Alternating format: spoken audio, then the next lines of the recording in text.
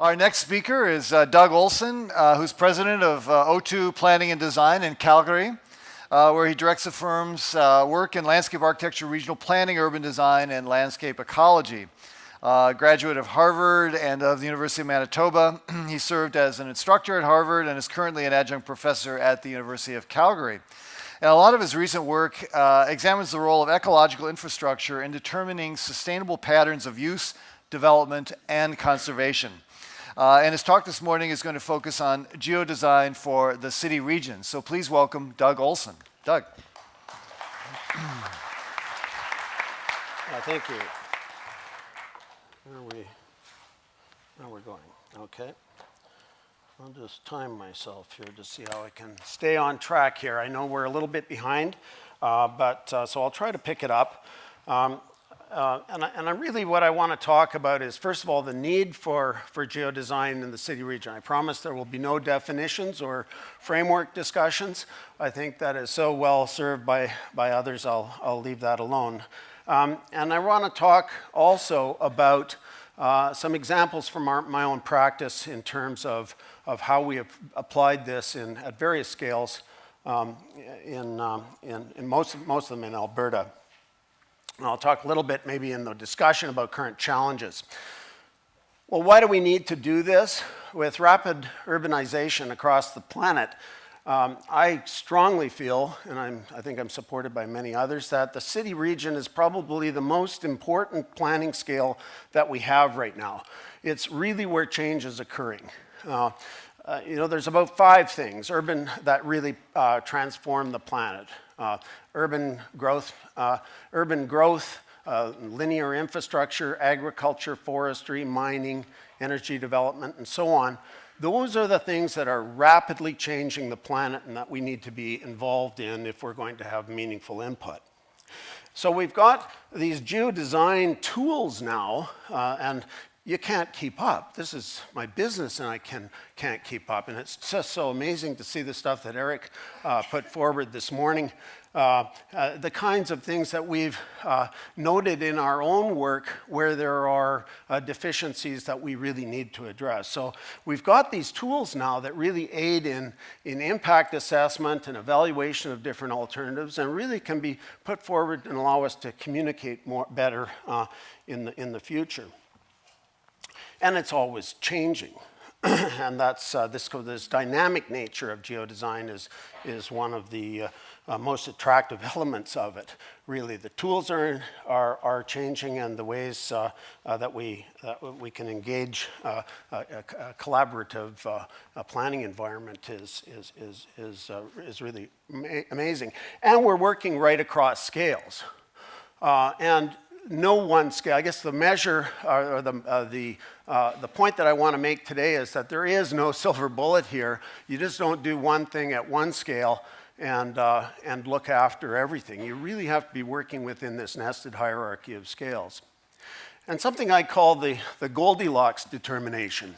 At what scale and how much detail is needed. And that's really, I find that still, after many years of doing this, the most difficult thing about the practice. Figuring out what's the appropriate level of detail and at what scale. Now, different processes need different scales of analysis, obviously, but how much is enough? Carl used to say, do you need to know how the water moves through the soil profile and be able to model that, or is it enough to say that the ground is wet? And so I think we really need to know how much is enough. And so many of these things are scale independent or interdependent that they move back and forth. And if you do something at one scale, yes, it does affect finer scales. So making those linkages, particularly among formal planning processes, is difficult. And that broad scale analysis may not provide enough direction to operational or fine scale planning that's important.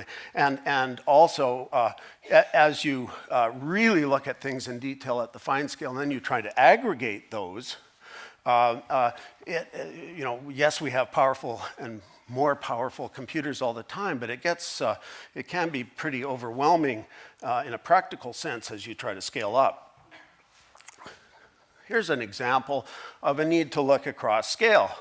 This is my house in June of this year when we had the worst flood on record in southern Alberta. And it was quite an event. It took out a good portion of downtown Calgary. These areas were flooded, but these areas were put out, were without electricity for a week. And this is the second largest center of business in the country. The famous Calgary Stampede underwater, huge areas taken out. And this is the costliest disaster in Canadian history. Over $8 billion in this small area alone, let alone all the interruption with commerce and business. We've known about the urbanization effects on watersheds for a long time. We've had floods before. This is one of our major freeways in June, but this one was really something. But we tried to look at what has been happening, and we've looked at wetlands and ecosystem services in the fringe and expansion area, annexation area around Calgary, and we've done studies that said, well, okay, let's keep those places and let's use them as the backbone for an open space system as we develop into these green fields. Or we've taken finer scale positions where this is a park that's under construction. We'll be going to construction this year, actually, that we designed.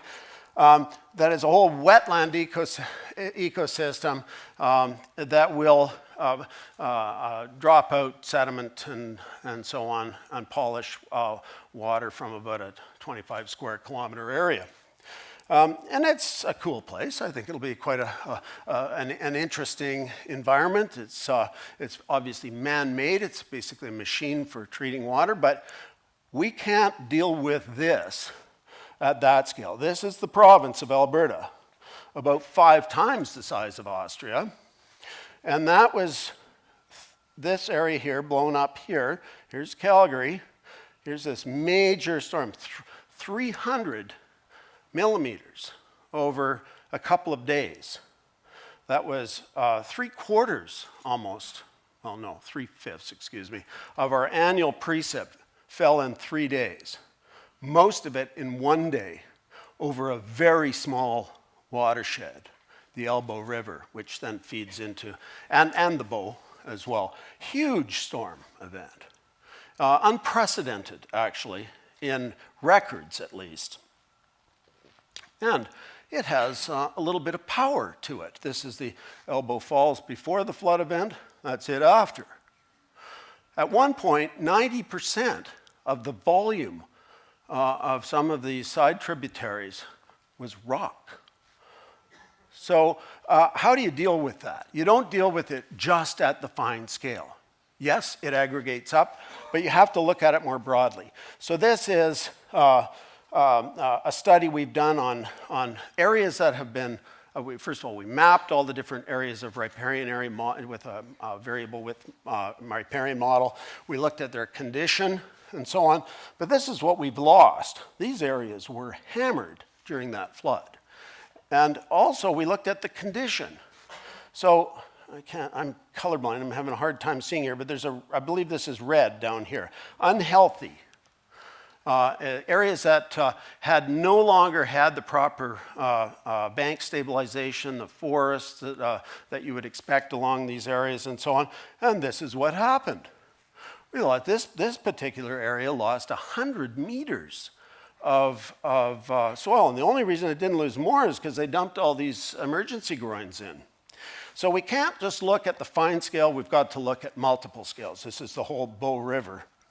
But I'm going to talk now about, here's the Bow River in here, and the need for nesting it even within a larger scale. So the South Saskatchewan Regional Plan, I'll try not to repeat myself. Some of you may have seen this, especially if you were in China, but there is some new stuff here for all of you. The South Saskatchewan Regional Plan, the size of Austria. 85,000 square kilometers, really trying to look at a healthy economy, healthy ecosystems, and so-called enriched communities. That's the kind of high-level talk but those are lofty aspirations. How do you go about doing that?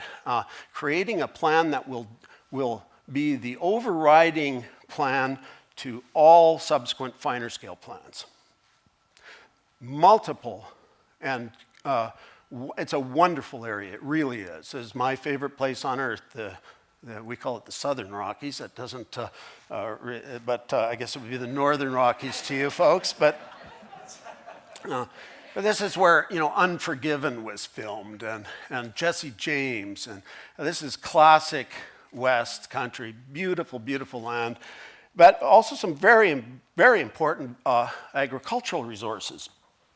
And some of the most productive lands in the country, actually, that are heavily irrigated down in here, rangelands and so on. It's got some forestry resources. My view is that we shouldn't make studs and pampers out of it. We should probably be managing that forest for ecosystem services with forestry. Huge resources, billions of dollars of oil and gas. We're lucky in Alberta. We have a mother lode of energy. Wonderful tourism resources. And this area back in here really is the foundation for our tourism industry. Lots of native vegetation still remaining. Huge chunk down in here, probably one of the largest areas of remaining natural grassland in North America. And all of these things have like 90, all of them in total, there's about 90 different layers that feed into these different maps. Water resources, hugely important, both surface and groundwater.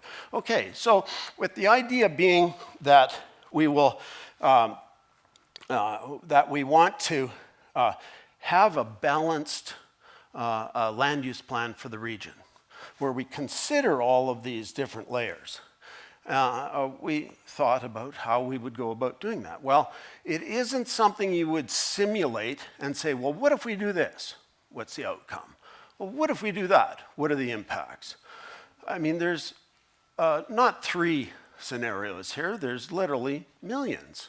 And with this kind of complexity at the area of both extent and complexity in terms of the issues that we're addressing, it's not the kind of thing, I believe, that you can do by simulation alone unless you've got a month of Sundays. So we took an approach of spatially explicit multiple objective optimization modeling. That's a mouthful. We used a program called MarkSan with zones, developed out of Queensland, the University of Queensland. Tremendous program, very powerful. Love to see it even more integrated within Esri products and so on. Then we had a regional advisory committee representing all of the different sectors in the area. And we took those 90 different maps and we worked through those using a voting system with 20 people in the room and a modified Delphi technique, where we worked through that and we said, basically, what do you want to keep? How much of it do you want? And how badly do you want it? Those are basically the questions we asked. And they were lay people, smart lay people, each representing a different view. And we had, some people, in fact, some people didn't want wetlands. There was one holdout who didn't want wetlands. There's one in every crowd. But we use these to weight our modeling exercise. So we used the targets, we set targets for certain areas, we put how much we wanted of them, of each different piece of element of value, or landscape values values on the landscape, and we modeled that within marks, and we came up with a land use plan. And somebody said, well, these people need a map. I want to talk about for just a moment the political environment on this. Is that when we started this process, several people on the steering committee did not want a map. No maps on a regional land use plan, if you can imagine. Well, we have a regional land use plan, and out of that came a series of conservation management areas. And I felt that if we achieved this one, for instance, which is called the Wild Horse Plains, this area of highest biodiversity in the province, huge chunk of native grassland, mostly publicly held, mostly, but not completely, that would probably have been the most important thing I'd done in my life. Unfortunately, the government, after they received the advice from the Regional Steering Committee to do this, has since backed off for completely political reasons, and this is still in negotiation. So it's out for public consultation, but still in negotiation. And then we can, of course, visualize these things at the regional level and finer with a great deal of precision. Just moving down quickly in scale to the Calgary Metropolitan Plan. Smaller, but nested within that larger area. And really, something I've showed before, but there's really three things that we're doing at all of these different scales.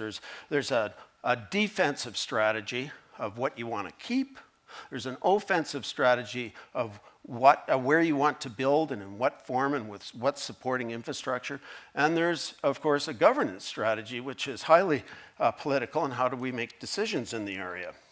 The bottom two, I believe, are geodesign supported, and they can enable a political conversation. So we have, I won't bore you with the background to this, but suffice to say there was a lot of stuff, a lot of analysis went into looking at what is the composite ecological infrastructure in the region. And as we're trying to place double the population over the next 50 years, don't put it in here, and there's no need to. There's no need to. And this is early days, nothing like the stuff that Bill Miller's crew is working on and others here have worked on. We had a paint and sketching tool where we could paint in land uses in the area, and we actually did that with avoiding danger, essentially, technique, where you don't build on the ecological infrastructure, and you use your expert opinion and in a collaborative way, get in and sketch land use solutions. And they had a number. We came up with a series of scenarios, and we evaluated them across a whole series of models, from environment to economy and some social issues. And we came up with a preferred alternative, and this is the one that's moving forward now for the Calgary Metropolitan Plan. And it makes a difference. 64% less footprint, and huge reduction in the cost of public infrastructure. I'm going to move on to one integrated growth management study in the same region, south of Calgary. Smaller city, where we're looking at using a geodesign approach, or we did use a geodesign approach. We got a whole bunch of data in terms of market demand and base data, existing plans. We took those existing plans and policies, all of the ones that we could find that people had articulated either in policy or regulation, and we converted those into a set of models, and used that to drive what we were doing. We really wanted to look at how much are we developing in terms of accommodating the populations that were projected and their associated land demands, where it would go, And the big driver here was looking at the cost of public infrastructure. As I said, there's three things that really drive decision makers in my experience. That's the cost of public infrastructure, that's employment and economic development opportunities, and then water quality and quantity, because those are regulated. So those things, almost in every single plan we've worked on, those are the major drivers. Everything else are collateral benefits. As much as we'd like to have biodiversity and sense of place and all of these things that we know are fundamental. I'm going to move ahead here quickly. Been given the 5 minutes, although I started mine at, I say I have 9 minutes. But nevertheless, our approach was to get a defensive strategy, an offensive strategy, develop planning units, look at infrastructure requirements and so on, and come up with some recommendations as to what is the most cost-effective way for the city to grow. So we came up with this defensive strategy, a lot of modeling behind that, vulnerability modeling, some suitability for residential, industrial, and other commercial opportunities. We had a whole modeling environment that we could use. We could use sliders and that for weighting the different models, and the maps would come out correspondingly. Thanks to Christian Goss on that. And here's how it kind of came out. Here's the baseline. And then we started looking into these planning units, how we would develop them sequentially. And with each sequence, each planning unit as it came online, it had infrastructure that was associated with it. And the suitability models were then run again, because if it's proximity to infrastructure, then you have to do this in a dynamic way. So we moved through that, phase 2, phase 3, phase 4, and so on. And each time, you don't see the defensive changing much, but there are, we recognize what we're losing in some of those areas, but they were those were areas that we felt had the least cost to them from a defensive point of view. So they don't change much, but certainly the other suitabilities do. And we looked at the way that infrastructure would step out in these different phases in the most cost-effective way. Okay, I'm going to skip this one other than to show you that and move to the last one. But this is using City Engine to show what the rules were, first of all. The rules of zoning and current rules, and what happens if we change those rules. And this was simple massing, and then we calculated a pile of statistics. And I want to say that the learning from this was a huge learning process for us. Not the most successful project, by the way, but it was a huge learning in that we tried to do too much. We let the client tell us, oh, you've got to measure everything. And we did. We measured lots and lots of different things, statistics and more statistics and so on.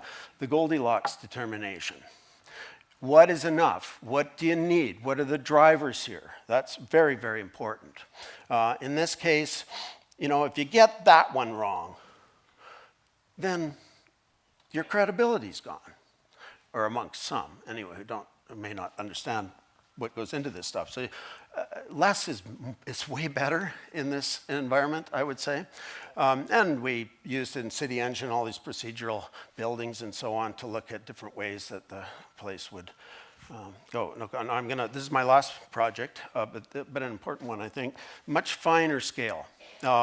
This is a design charrette that we use City Engine in for an area about 900 acres. So it's a master plan, basically. It's going to be an outline plan, an actual outline plan. Highly contested, though. There had already been an area structure plan for it. There had been a park plan for it. There had been a drainage plan for it. None of them meshed. And so it wasn't that there wasn't consensus among the public. The public didn't really care. This is a West End industrial area.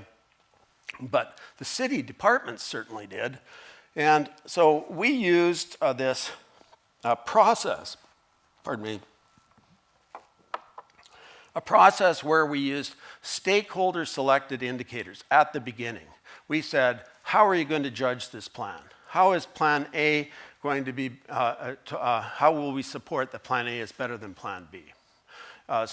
Wanting everybody on board, we invited senior people within all departments, as well as their assistants, to come up with the indicators. So we then went away, we built models and so on, and we started going through the development of the charrette. And there were things about development. We had to make money on this thing. It could not lose money to develop this area. It had to handle stormwater. It had to provide a regional park. It had to have some environmental issues relating to biodiversity. And in this case, we had 29. Okay, that's quite a few. But Christian, I must say, got it to the point where it was not a one-button push to evaluate all these, but it was 2. So, and we love the new tools, and we're looking forward to making it more efficient yet. But there were indicators with these kind of values. And we did an analysis of the area, SWOT analysis, really looking at opportunities and constraints. We then had a charrette where we sketched ideas, literally, by hand, just diagrams. That's all they were. They were just diagrams. Then those were converted into into the concepts. And the concepts then we put in the street grids. This is all in City Engine. Put in the street grids, platted the blocks, assigned land uses to them, assigned different building types that could go to those units and so on. Some areas were more heavily developed than others. And I'll just quickly, I'm almost done here, go through them. But so these were all generated automatically by City Engine. Pretty handy, actually. This was the best conflicted stakeholder engagement session that we've ever had. It was so successful. Everybody had a input at the beginning into the judgment of the plan, and they saw how it developed, and they were involved in this over a 3 or 4 day period in developing these different concepts. And you can see that City Engine puts out some pretty convincing stuff, and pretty quickly too, I might add. And then we took a bunch of indicators. Well, return on investment, first 2 lost money.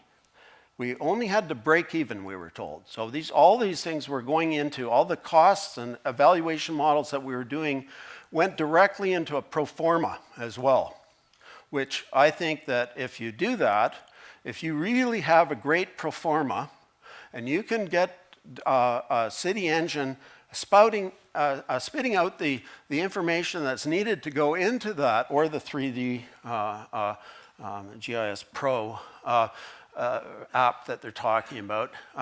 If you can get that spitting out the information for a pro forma, and you can visualize this in a way that's convincing, I think people will beat a path to your door as a consultant. We're hoping. And they seem to be. We're getting work on the basis of that. Then we also looked at employment opportunities on all of these things. These are all coming out post. They weren't done in City Engine at all. They were done, most of it, in ArcGIS. Transportation issues, transit accessibility, parks and open space, and the accessibility of open space from various types of development, the kinds of pedestrian, walkability, cyclability, all of those things that people were, that the kind of steering team was looking for.